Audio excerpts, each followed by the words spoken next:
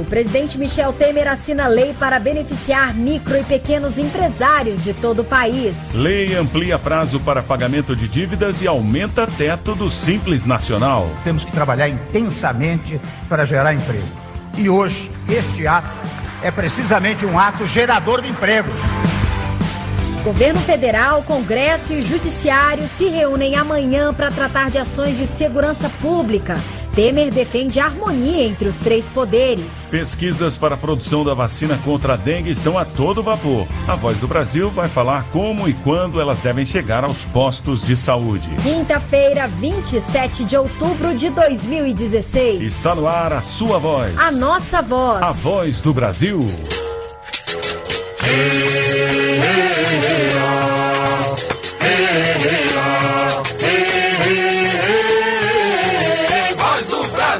Boa noite, aqui no estúdio da Voz do Brasil, eu, Luciano Seixas e Ellen Bernardes.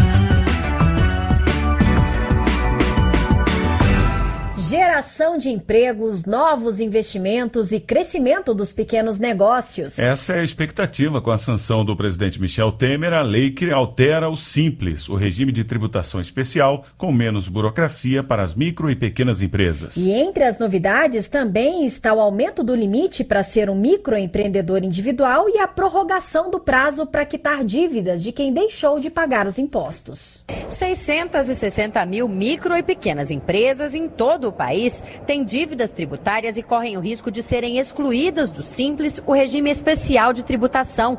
Agora, esses empresários vão poder dividir esses débitos em até 120 vezes.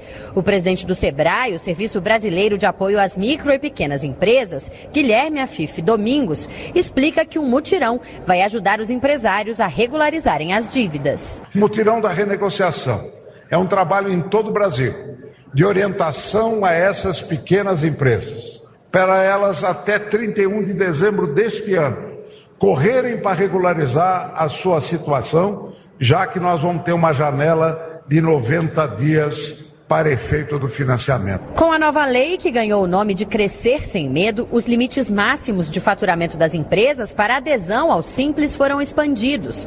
Para fazer parte do programa, as microempresas deveriam ter receita bruta anual de até 3 milhões e 600 mil reais. Agora, o faturamento pode ser de até 4 milhões e 800 mil reais por ano. E a partir de 2018, também vai ser ampliado o teto para os microempreendedores individuais, que passará de 60 mil reais para 81 mil reais por ano.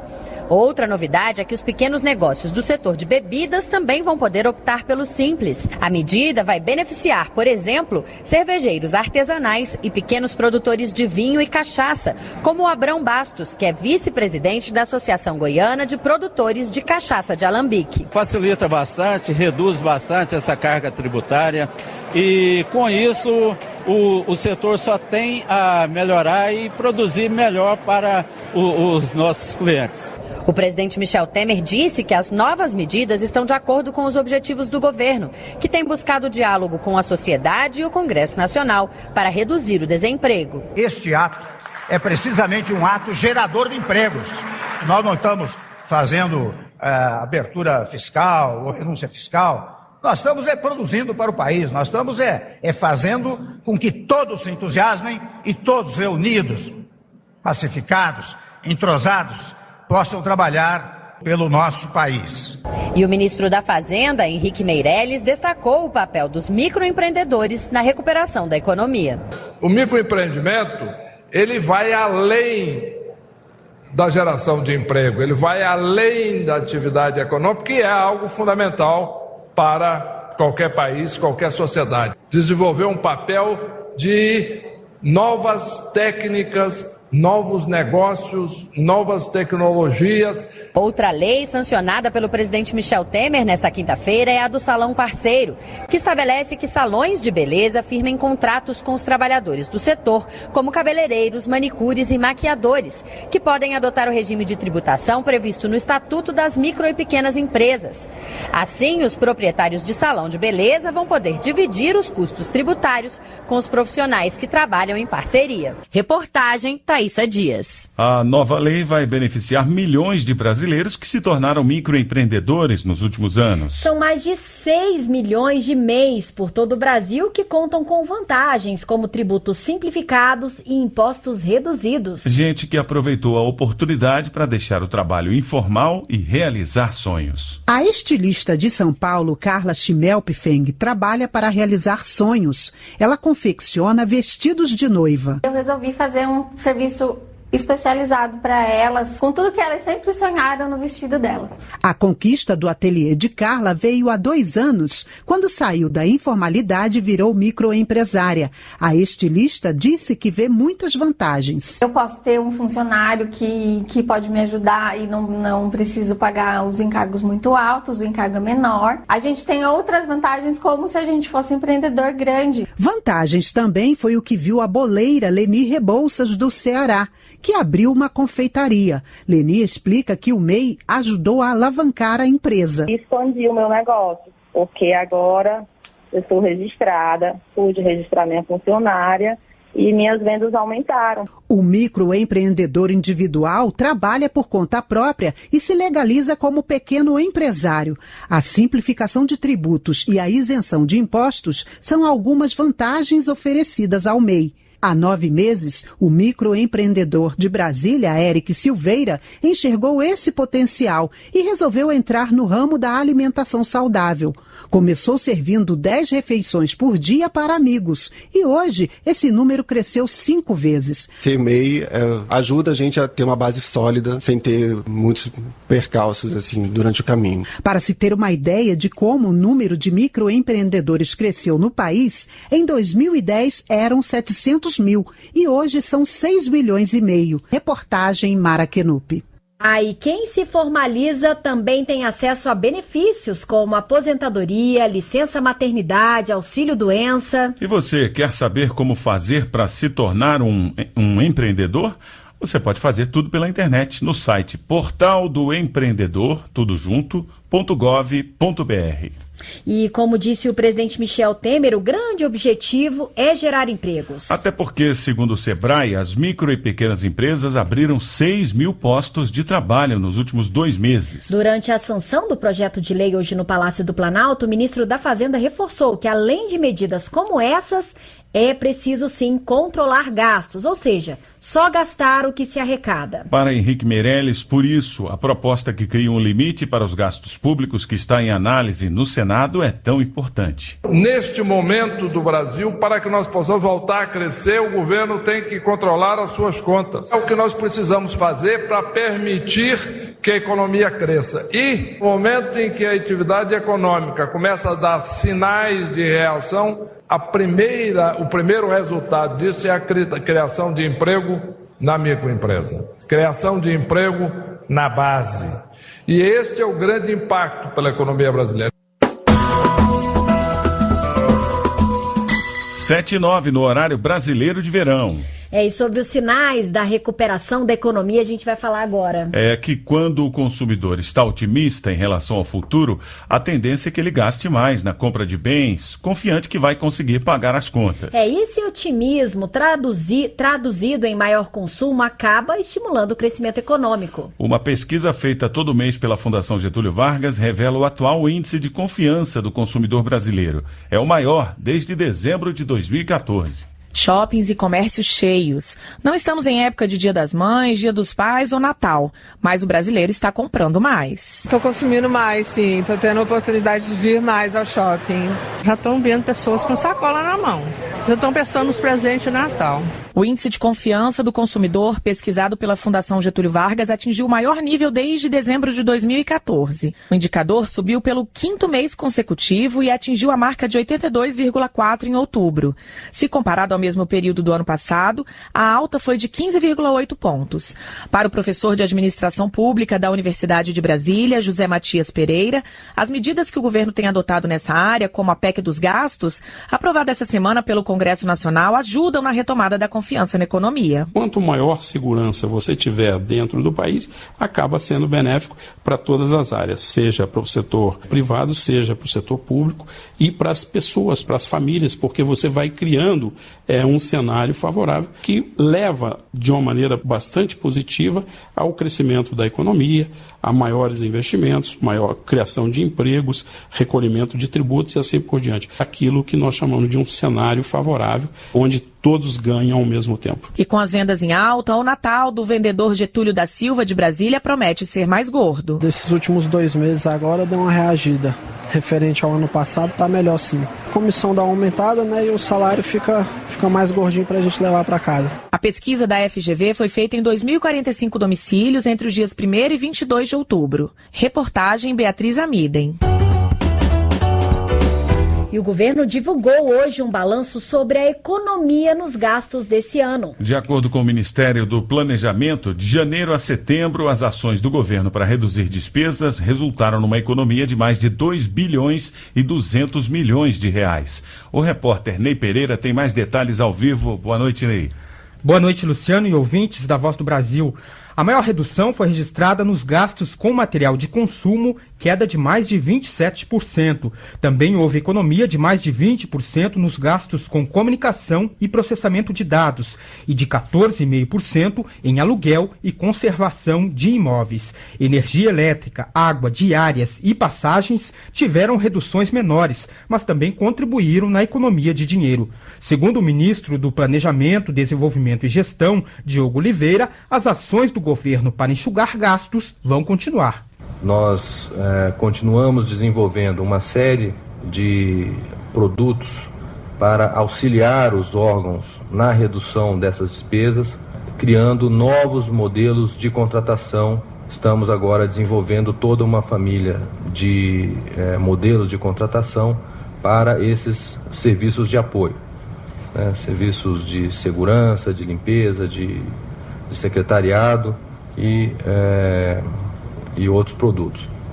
O ministro destacou também a economia com a revisão de benefícios do auxílio-doença pago pelo INSS. Segundo Diogo de Oliveira, cerca de 10 mil benefícios já foram revisados. Desse total, 8 mil foram cortados porque a pessoa não apresentou incapacidade para o trabalho. A expectativa do governo é que, com a revisão, os gastos com auxílio-doença caiam de cerca de 13 bilhões de reais para até 7 bilhões de reais. Ellen?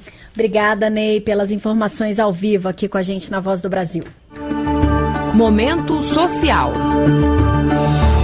O programa Criança Feliz foi lançado pelo governo neste mês e vai acompanhar o desenvolvimento de crianças nos primeiros 1000 dias de vida. Profissionais treinados vão fazer visitas às casas de quem recebe o Bolsa Família para ensinar aos pais a maneira correta de estimular os filhos. É isso porque pesquisas mostram que crianças bem cuidadas na primeira infância têm mais chances de um futuro melhor. E é exatamente essa a dúvida do nosso Momento Social de hoje. A Raina, que mora em São Luís, no Maranhão, é mãe de 3 filhos com idades entre 6 meses e 6 anos.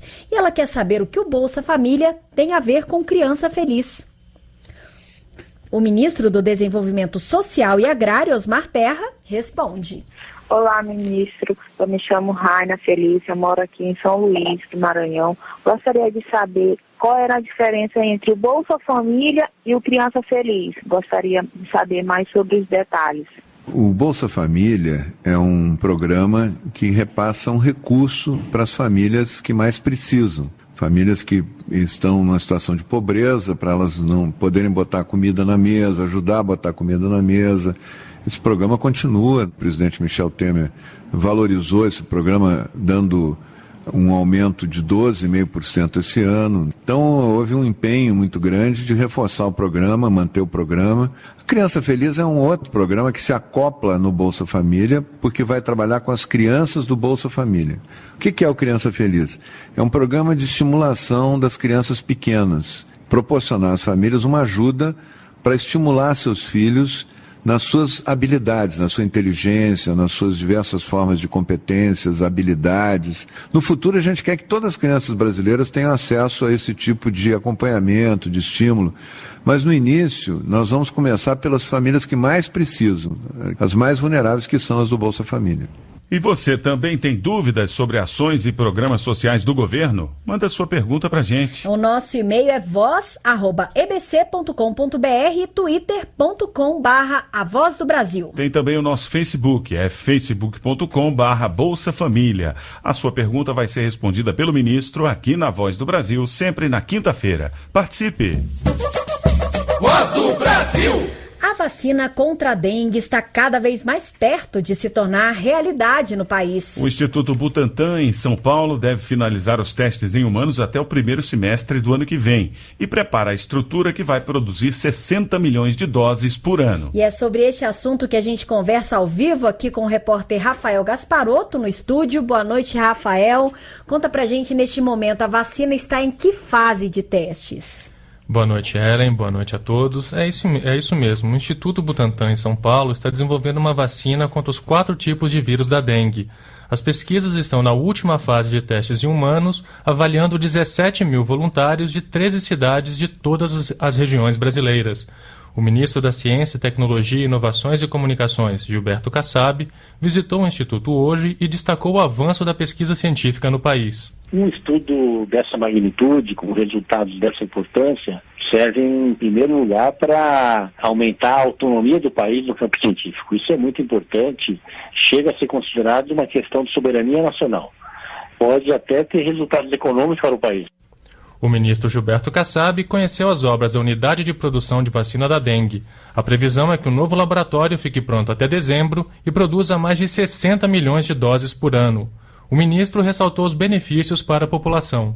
É uma epidemia que deixa de acontecer, que poderia acontecer, não é?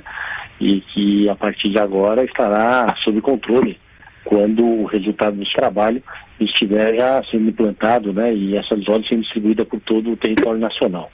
Não faltarão os recursos que foram compromissados pelo governo e eles estão na ordem de 300 milhões de reais, 100 do BNDES, 100 da FINEP e 100 que serão fruto de financiamento com recursos vinculados.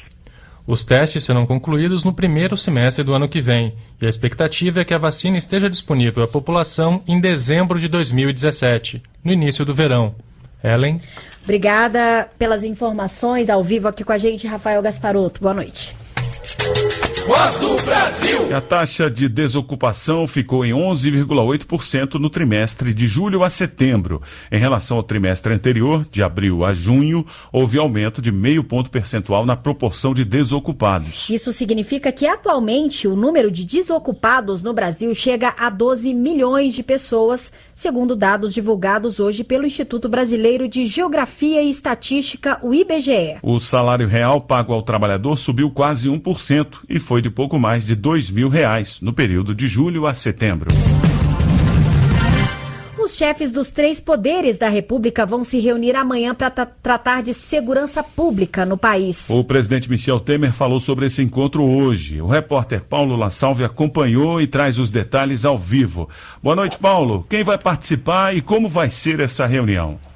Boa noite, Luciano, Ellen, ouvintes da Voz do Brasil. Além do presidente Michel Temer, participam o presidente do Senado, Renan Calheiros, o da Câmara, Rodrigo Maia, e a presidente do Supremo Tribunal Federal, Carmen Lúcia, ministros e o diretor-geral da Polícia Federal. Michel Temer disse que é uma primeira reunião que vai servir para ser traçado um panorama da segurança pública no país e, a partir disso, propor soluções para a área. Acho que será um momento muito significativo, porque é exatamente a reunião dos 3 poderes do Estado e de outros órgãos que vão pensar juntos como resolver a segurança pública no país. Desde já, eu digo que não é exatamente uma tarefa da União Federal, não é? A União Federal tem uma parcela da segurança pública relativa às competências da Polícia Federal. A segurança pública é questão dos estados. Mas é um tema, sem dúvida alguma, angustiante para todo o povo brasileiro. Daí porque nós todos temos que colaborar. Paulo, o presidente Temer também falou sobre a decisão do ministro do Supremo Tribunal Federal, Teori Zavascki, de suspender a operação que apura uma suposta tentativa de policiais do Senado de obstruir as investigações de parlamentares na Operação Lava Jato. Qual foi a opinião do presidente Temer sobre esse assunto, hein? Olha, Ellen, deflagrada pela Polícia Federal na sexta-feira da semana passada, a Operação Metis confiscou equipamentos, computadores e documentos no Senado, além de prender policiais legislativos que implantaram sistemas de varreduras para buscar grampos contra senadores acusados de participar dos desvios apurados na Operação Lava Jato, que investiga um esquema de corrupção na Petrobras. Teoriza Vaz que tomou a decisão porque a Operação Metis foi autorizada por um juiz de primeira instância e não pelo STF, como determina a Constituição. O presidente Michel Temer disse que, em termos processuais, a decisão foi correta. Processualmente, foi uma medida correta. Você tem, no judiciário, você tem instâncias. Você tem uma instância que decide de uma maneira, você recorre, a instância superior verifica se mantém a decisão ou não mantém a decisão. O ministro Teori resolveu modificar a decisão do juízo de primeiro grau, né? É isso que nós temos que prestar atenção. As declarações foram feitas pelo presidente Michel Temer depois de receber aqui no Palácio do Planalto as cartas credenciais de 11 embaixadores que vão representar os seus países no Brasil. Neste momento, o presidente entrega a Ordem Nacional do Cruzeiro do Sul a juristas estrangeiros que prestaram importantes serviços ao país. Ao vivo, Paulo La Salve. 7h21 no horário brasileiro de verão. Termina na próxima segunda-feira, dia 31, o prazo para aderir ao regime especial da Receita, que regulariza recursos não declarados no exterior, a chamada repatriação. Até às 5 da tarde de hoje, mais de 21 mil solicitações já haviam sido recebidas pelo portal da Receita, totalizando 152 bilhões de reais em ativos regularizados e outros 45 bilhões de impostos e multas recolhidos. O contribuinte, pessoa física ou jurídica que tiver interesse na regularização deve acessar a página da Receita Federal na internet, receita.fazenda.gov.br. Voz do Brasil. E atenção, ouvintes da Voz do Brasil. Na próxima segunda-feira, dia 31 de outubro, vamos estrear uma nova Voz do Brasil do governo federal. Segunda-feira, dia 31, você, cidadão, vai ouvir aí na sua cidade uma nova Voz do Brasil.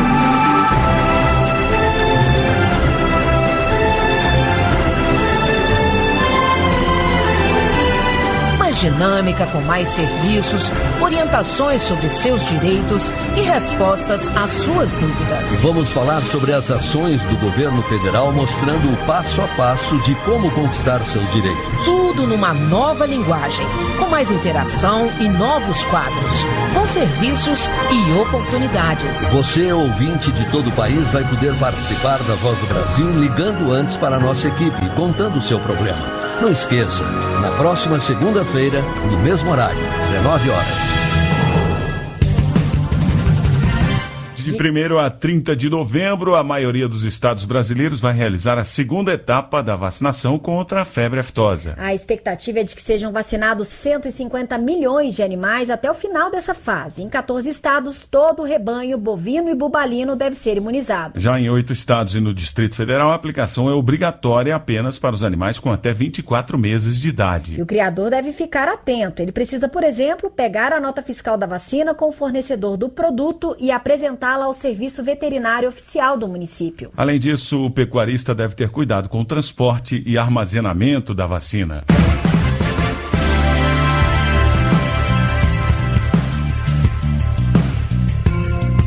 E você ouviu hoje na Voz do Brasil. Crescer sem medo. O presidente Michel Temer assina a lei para beneficiar micro e pequenos empresários de todo o país. Lei amplia prazo para pagamento de dívidas e aumenta o teto do Simples Nacional. Governo Federal, Congresso e Judiciário se reúnem amanhã para tratar de ações de segurança pública.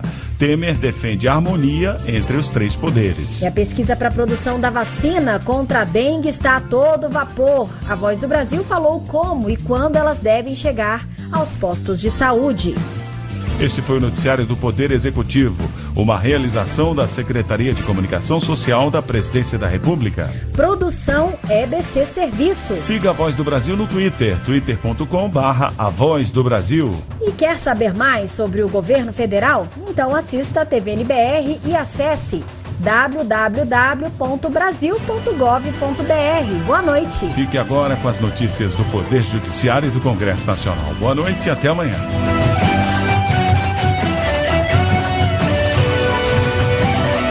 Voz do Brasil.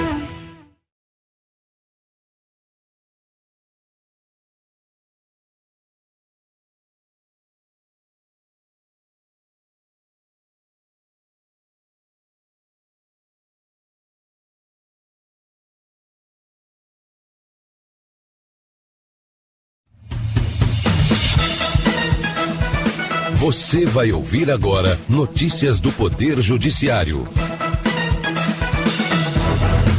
Supremo Tribunal Federal admite corte de salário dos servidores públicos em greve. Execução da pena após condenação em segunda instância também vale para parlamentares. Justiça Eleitoral lança aplicativos gratuitos para eleitores. Agora em Brasília, 7h25. Boa noite, eu sou Uliana Gomes. E eu sou Arthur Filho.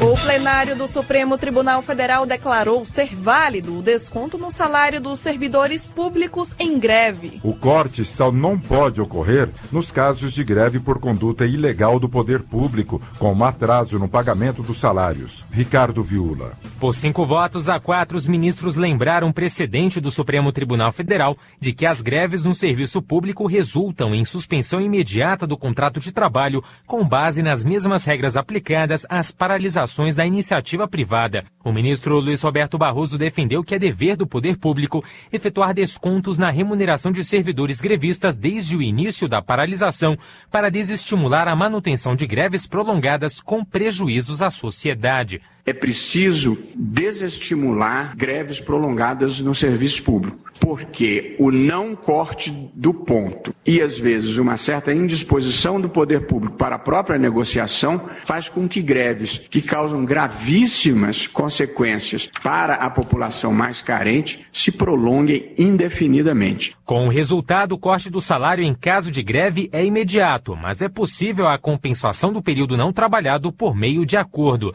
A decisão tem repercussão geral e, por isso, deve ser aplicada pelos tribunais do país em casos semelhantes. Superior Tribunal de Justiça entende que a execução da pena após condenação em segunda instância também vale para parlamentares. No início de outubro, o Supremo Tribunal Federal permitiu o cumprimento da pena após decisão de segundo grau. Assim, foi negado pelo STJ recurso do presidente da Assembleia Legislativa de Roraima, o deputado Jalceir Reiner Padilha. Fátima Uchoa. O parlamentar foi condenado a 6 anos e 8 meses de prisão por envolvimento em desvios de recursos públicos entre 1999 e 2002. Em recurso ao STJ, a defesa alegou que a determinação de prisão após condenação em segunda instância não atinge os parlamentares, por terem imunidade. Mas o relator ministro Nefe Cordeiro não aceitou o argumento, entendendo que não há distinção entre os parlamentares e os demais brasileiros. O ministro explicou que a imunidade não se aplica às hipóteses de prisões determinadas em sentença. Faltam apenas 3 dias para o segundo turno das eleições municipais. A Justiça Eleitoral lançou neste ano 11 aplicativos que podem ser baixados gratuitamente no celular. Jane Costa. O aplicativo Resultado permite ao cidadão acompanhar em tempo real o resultado das eleições. Nos municípios em que houver segundo turno, as informações vão estar disponíveis a partir das 5 horas da tarde do domingo. Já o aplicativo Onde Votar foi criado pela Justiça Eleitoral para facilitar o acesso do eleitor brasileiro ao local de votação e aos postos de justificativa. Entre os aplicativos também está o Pardal. Ele permite que os eleitores de todo o país façam denúncias de propaganda eleitoral irregular. Até o momento, chegou ao Tribunal Superior Eleitoral quase 62 mil registros de irregularidades, como a compra de votos. Igreja é condenada a pagar R$10 mil para a criança que foi xingada e expulsa do local. A decisão é da Justiça cearense, Pedro Scartesini. A criança afirma que foi xingada pelo padre e expulsa da igreja porque estava conversando com os colegas durante a primeira comunhão. Também disse que chegou a bater com a cabeça na porta enquanto o pároco debochava dela na frente de todos. A Igreja Católica de Pereiro, no Ceará, alegou que o padre agiu de maneira sutil e em tom de brincadeira no intuito de educar a criança. Mas a desembargadora do caso entendeu que a indenização é uma forma de compensar a violência física e emocional que a criança teve. Uma pessoa de Paraíso do Tocantins passará a ter nome da mãe e de 2 pais no registro civil, sem hierarquia entre eles. A alteração no registro foi solicitada pela filha e o pai socioafetivo. Para o juiz do caso, eles provaram o sentimento recíproco do pai e filha, manifestado com carinho, amor e cuidados. A decisão da Justiça tocantinense lembrou que o Supremo Tribunal Federal admite a possibilidade de uma pessoa ter dupla paternidade. Você acompanha outras notícias do Poder Judiciário em 104,7 FM para o Distrito Federal em torno e também pela internet. Acesse www.radiojustiça.jus.br e siga pelo Twitter. twitter.com/radiojustiça. Uma boa noite. A você, boa noite. Notícias do Poder Judiciário, uma produção da Rádio Justiça, Supremo Tribunal Federal.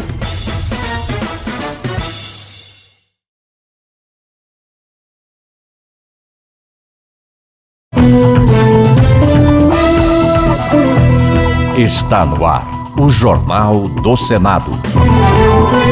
Renan Calheiros diz que decisão do Supremo de suspender a Operação Metis demonstra a harmonia das instituições. Gleice Hoffmann protesta contra a prisão de estudantes em Tocantins. Senadores do Nordeste defendem a regulamentação da vaquejada como manifestação cultural e econômica.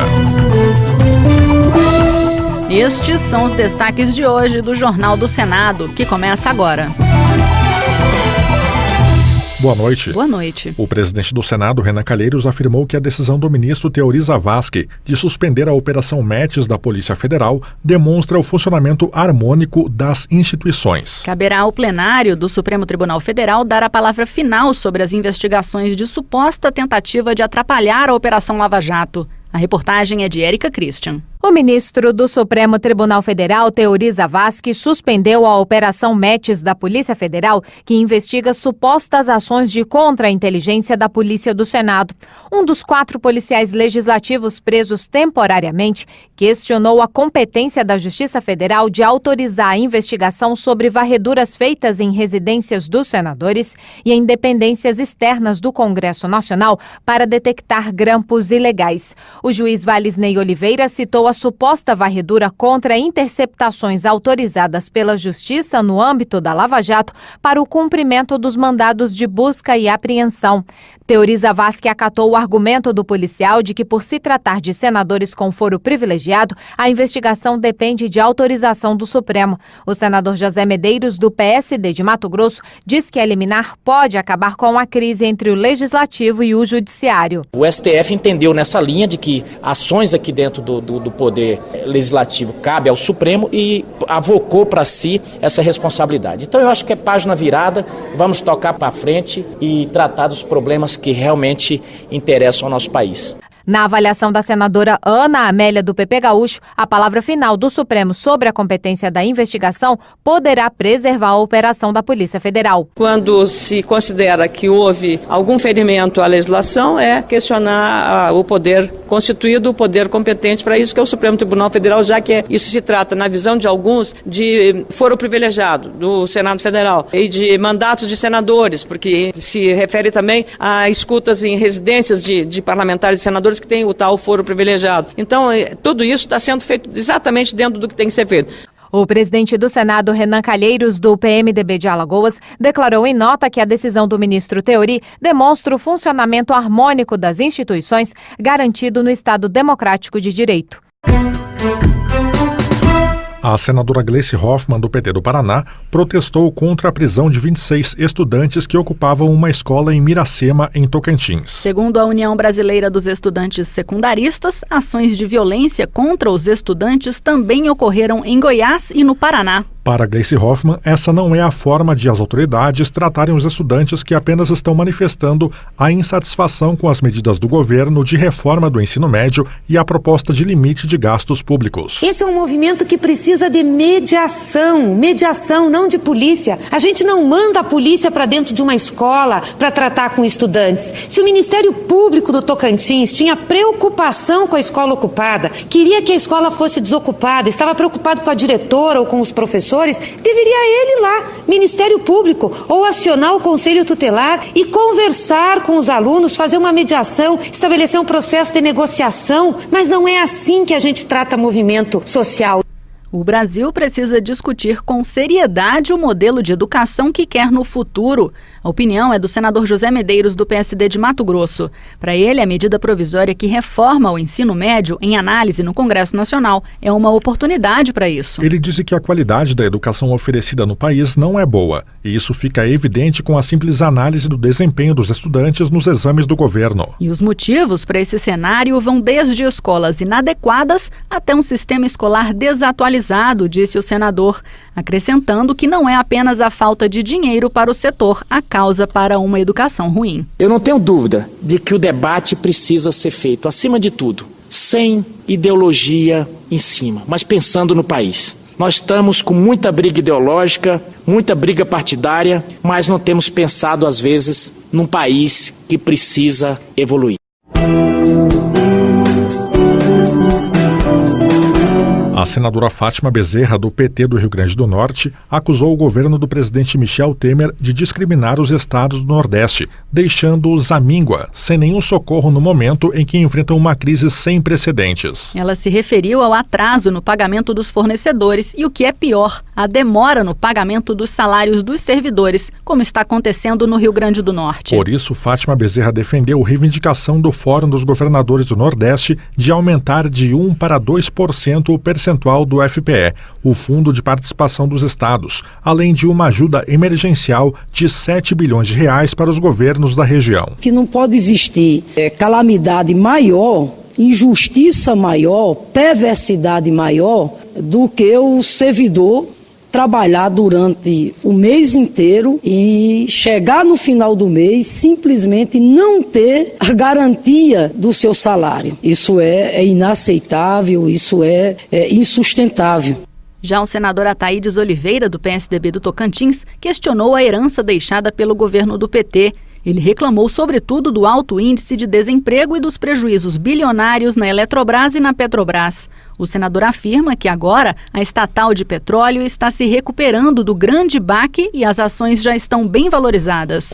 Outros exemplos do que chamou de herança maldita, disse Ataídes Oliveira, são os 54 bilhões de reais da despesa do PAC já realizada e não paga, os 2 bilhões e 600 milhões de reais atrasados no pagamento de tarifa bancária referente a serviços prestados ao governo e os 6 bilhões em contribuições e aporte atrasados a organismos internacionais. Essa herança maldita que o governo do PT deixou ao presidente Temer não vai ser fácil a gente dar a volta por cima. Mas hoje eu vejo que, primeiro, a inflação está desabando.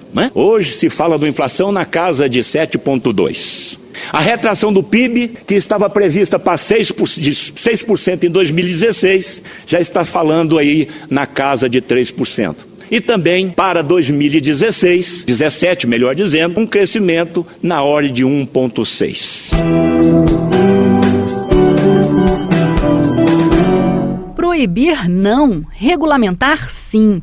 Essa foi a opinião de vários senadores do Nordeste sobre a polêmica das vaquejadas. Nesta semana, manifestantes tomaram a esplanada dos ministérios em protesto contra a decisão do Supremo Tribunal Federal que revogou a lei cearense que regulamentava esses eventos. A reportagem é de Marcela Diniz. Por 6-5, o Supremo Tribunal Federal considerou inconstitucional a lei do Ceará que regulamentava as vaquejadas. A maioria dos ministros considerou que a tradição que fundamenta a prática não pode se sobrepor ao direito dos animais de não serem expostos a maus tratos. Para Eunice Oliveira, do PMDB cearense, autor de uma das 4 propostas de regulamentação em pauta no Senado, o argumento dos maus tratos não se sustenta. Hoje, o tamanho da corrida não chega a 150 metros. metros. Há uma necessidade de um colchão de areia de entre 40 e 60 centímetros de profundidade. Não há maltrato ao animal. José Agripino, do Democratas do Rio Grande do Norte, também destacou as medidas de segurança animal que já são tomadas nas vaquejadas atuais. Eu cheguei a assistir espetáculos lamentáveis do rabo quebrado de um animal durante a vaquejada. Hoje não existe mais isso, porque a cauda artificial já é uma prática normal que, ao longo do tempo, pelas denúncias de maus tratos que têm que ser feitas para que uma atividade que gera emprego, que é tradição, não signifique maltrato ao animal. Eumano Ferrer, do PTB do Piauí, ressaltou a importância econômica das vaquejadas para o Nordeste. Em 2015, as vaquejadas movimentaram algo em torno de 600 milhões de reais, gerando perto de 120 mil empregos diretos e 600 mil empregos indiretos. Entre as 4 propostas em defesa da vaquejada no Senado, 3 propõem sua classificação como patrimônio cultural e uma assegura a continuidade dessa atividade desde que seja editada a norma regulamentadora. Exerça sua cidadania. Ligue para a Rádio Senado e deixe sua sugestão, crítica ou opinião. Ligue 0800 61 22 11. A ligação é gratuita. Jornal do Senado. Apresentação Raquel Teixeira e Tiago Medeiros. Áudio Eliseu Caires. O Jornal do Senado fica por aqui. Acompanhe agora as notícias da Câmara dos Deputados. Boa noite. Boa noite.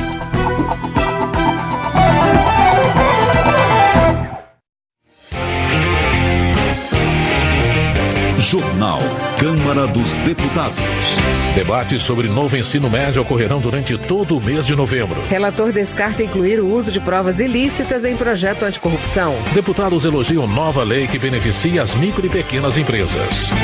Boa noite. O presidente da Câmara, Rodrigo Maia, participou hoje no Palácio do Planalto da cerimônia de sanção da lei que altera as regras do regime especial de tributação do Simples Nacional.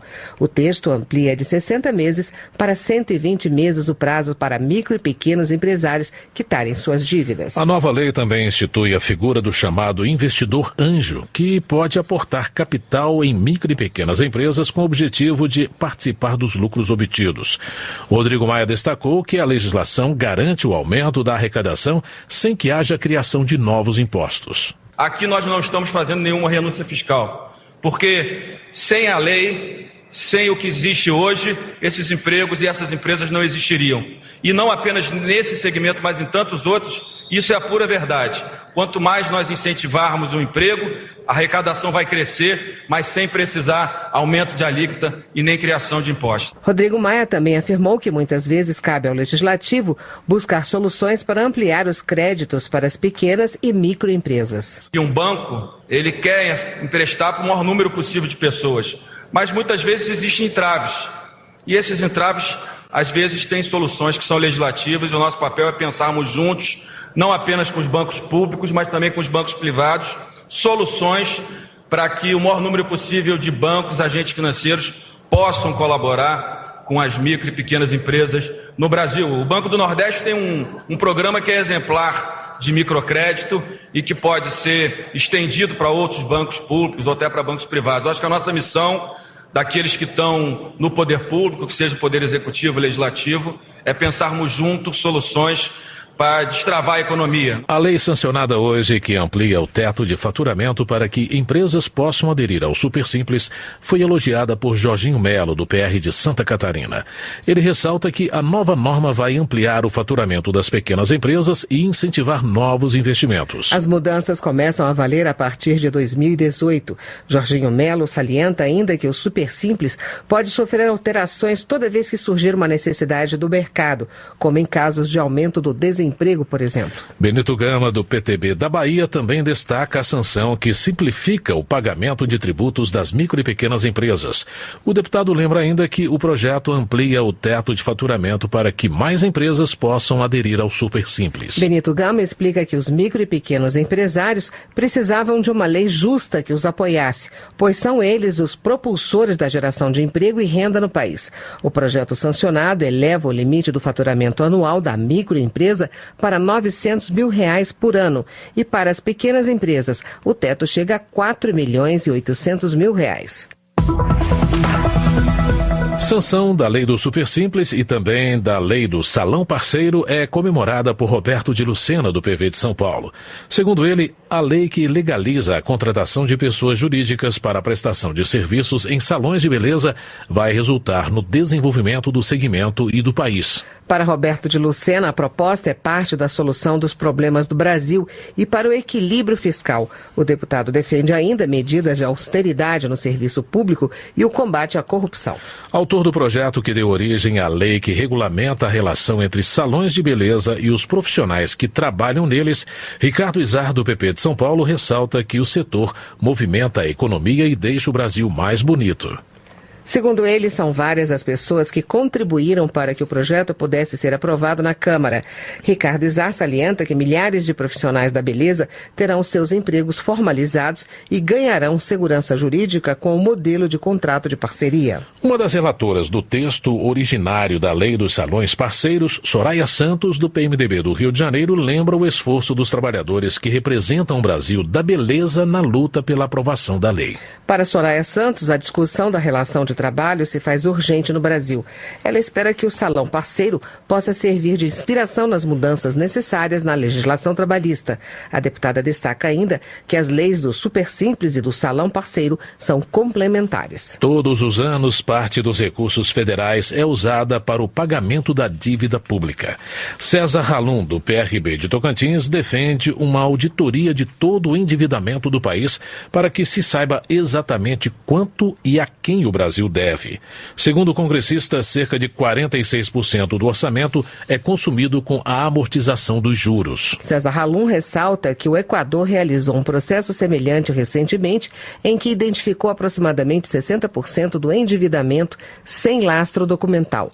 Isso, segundo o deputado, possibilitou a revisão dos débitos e a consequente economia para o país latino-americano. Economia.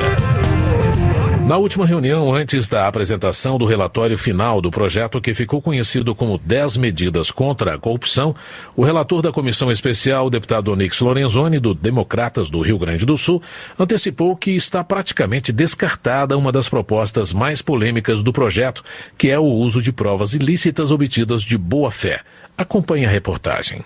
Esse foi um dos pontos que mais gerou discussões e críticas nas audiências públicas da comissão, junto com o teste de integridade para servidores públicos, a possibilidade de prisão preventiva para evitar ocultação de bens e a restrição à concessão de habeas corpus apenas para casos de prisão ou ameaça de prisão ilegal. O Ministério Público, que entregou o projeto ao Congresso Nacional depois de conseguir mais de 2 milhões de assinaturas de apoio, defende que não sejam anuladas provas ilícitas que tenham sido obtidas de boa-fé pela polícia. Os procuradores davam como exemplo a possibilidade de descoberta de prova de crime no endereço errado, depois de erro de digitação no mandado de busca e apreensão. Mas muitos dos mais de 100 debatedores ouvidos em audiências públicas da comissão acharam difícil definir o que é boa-fé. O que praticamente descartou essa medida foi a decisão do Supremo Tribunal Federal de anular a validade de provas contra o ex-senador Demóstenes Torres, obtidas pela PF nas operações Vegas e Monte Carlo, entre 2008 e 2012. As provas anuladas eram grampos telefônicos que tinham sido feitos com autorização da Justiça e que ligavam o ex-senador ao bicheiro Carlinhos Cachoeira.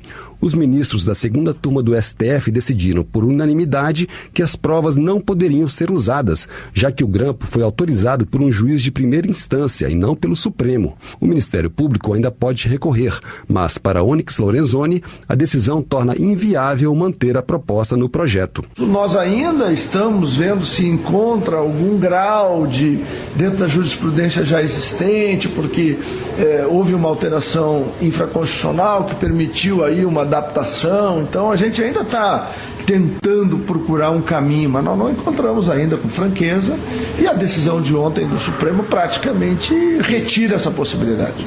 O relator das 10 medidas contra a corrupção já tinha anunciado que não iria acatar outras 2 medidas previstas no projeto original, a que só permite a concessão de habeas corpus em casos de prisão ou ameaça de prisão ilegal e a que permite a prisão preventiva quando há suspeitas de que o acusado está ocultando bens desviados. Já o teste de integridade para servidores públicos públicos, que é uma simulação de oferta de propina, vai ser mantido apenas para ser usado em processos administrativos e não penais.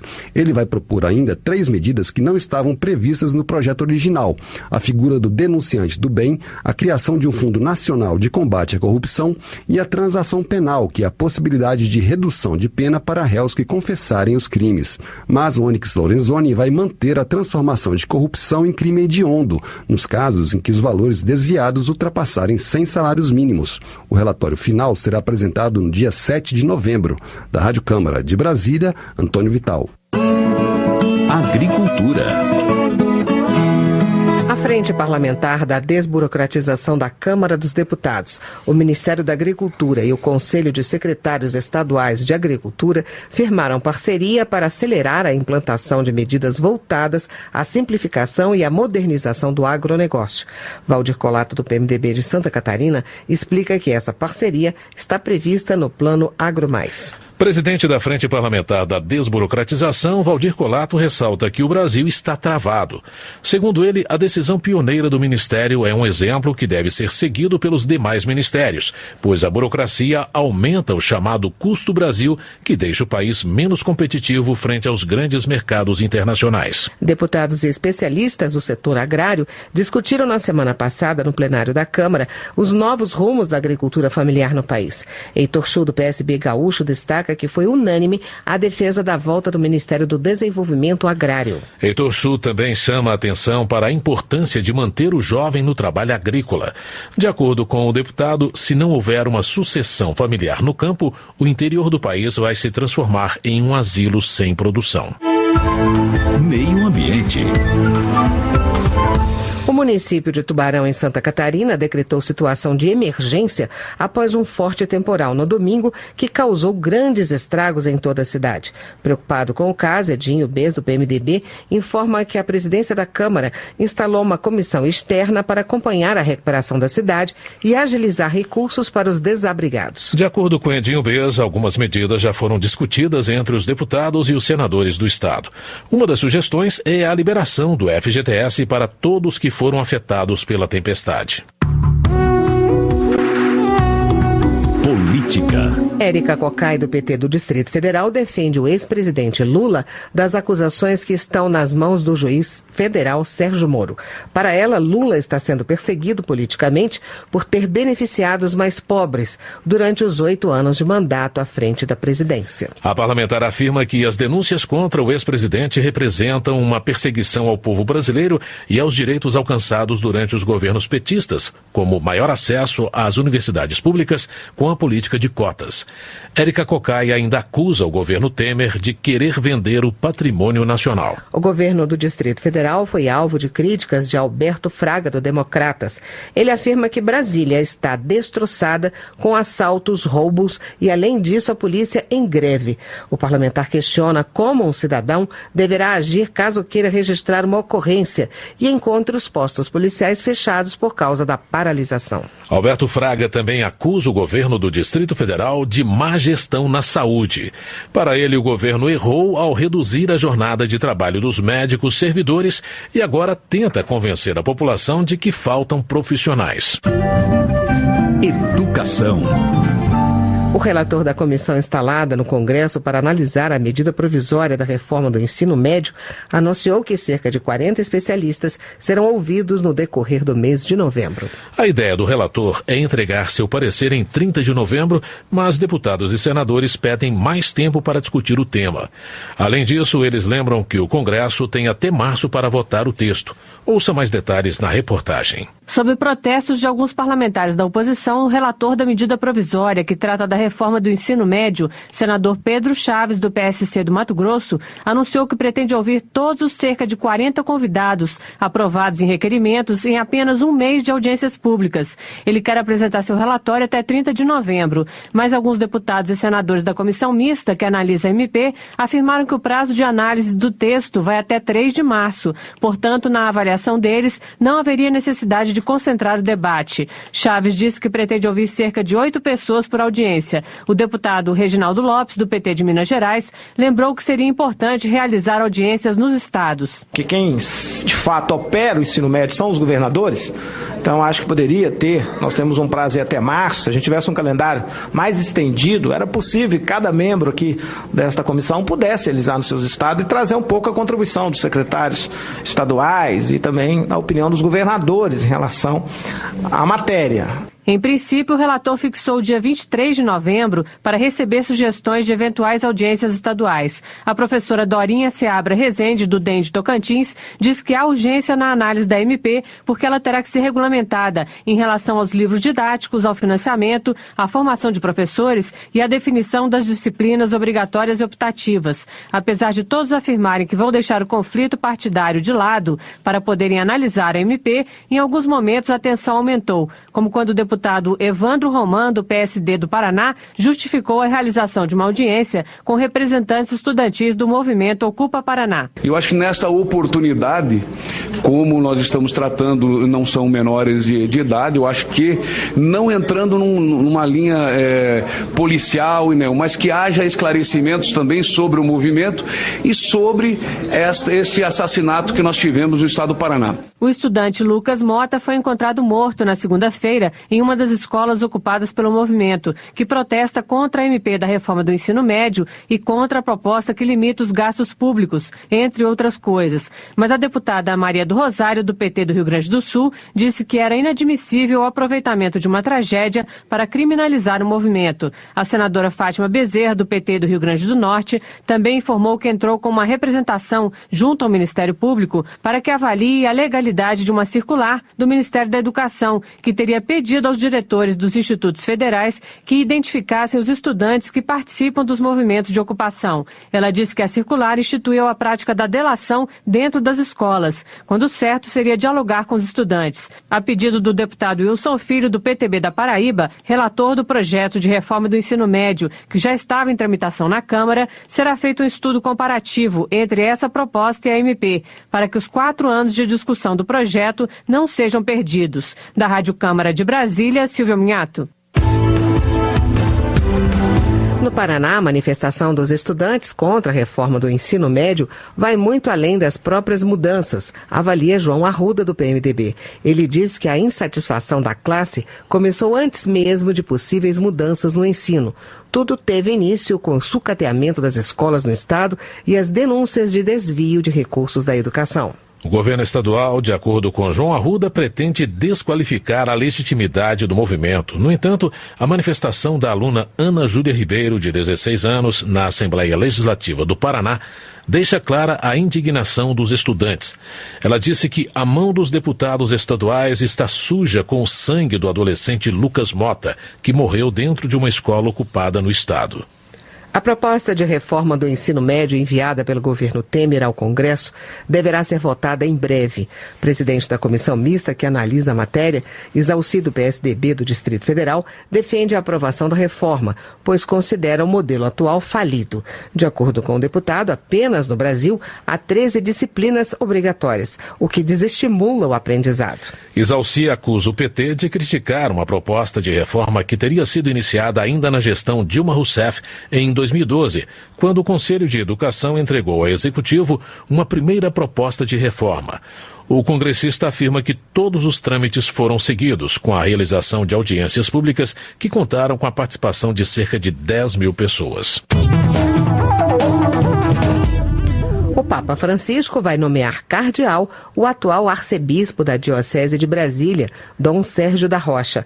A escolha é comemorada por Paz Landim, do PTB do Piauí, que relembrou um pouco da trajetória do religioso. Paz Landim elogia ainda o recém-lançado Programa Educação e Seguros da Confederação Nacional das Empresas de Seguros Gerais, que visa ampliar o conhecimento do consumidor sobre a proteção pessoal e de patrimônio. Saúde. Em menos de 30 dias, 6 pessoas morreram em unidades hospitalares do Maranhão por falta de fornecimento de oxigênio. De acordo com Hildo Rocha, do PMDB, a usina que produz oxigênio pegou fogo porque estava sem manutenção e não tinha nenhuma reserva de oxigênio. Hildo Rocha critica o governo estadual que, na sua visão, está desmontando um dos mais eficientes sistemas de saúde de todo o país. Hospitais públicos, segundo o parlamentar, correm o risco de serem fechados por causa da má gestão dos recursos da saúde dentro do estado. Em referência ao Outubro Rosa, a Comissão de Seguridade Social e Família realizou debate hoje sobre o câncer de mama. Carmen Zanotto, do PPS de Santa Catarina, destaca a prevenção da doença e a importância da agilidade no diagnóstico para o início do tratamento. Carmen Zanotto ressalta que a rapidez entre o diagnóstico e o início do tratamento, além de beneficiar o paciente, dá mais fluidez ao judiciário.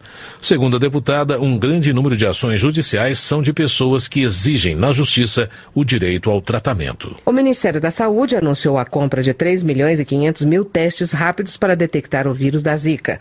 Roberto Brito, do PP baiano, informa que o contrato do Ministério é com o laboratório público, Fundação Bahia Farma, o que, segundo ele, gerou uma economia para os cofres públicos de R$ 97,00 em cada dose. Jones Martins, do PMDB do Rio Grande do Sul, lamenta a falta de quórum na sessão da última quarta-feira. Ele está preocupado com o adiamento da votação da medida provisória que revisa os benefícios saúde do INSS. Segundo o deputado, 2% de benefícios revisados resultariam em uma economia de R$ 139 milhões de reais. Laerte Bessa, do PR, sugere uma intervenção federal na capital da República. O parlamentar relata que o caos está instalado em todos os setores do Distrito Federal e afirma que 6 categorias estão em greve. Outras 32 estão com indicativo de greve. 7 hospitais estão com serviços suspensos e a segurança pública está abandonada, registrando altos índices de criminalidade. Termina aqui o jornal Câmara dos Deputados. Uma ótima noite para você. A Voz do Brasil volta amanhã. Boa noite para você. Voz do Brasil. De segunda a sexta, às 19 horas. Boa noite.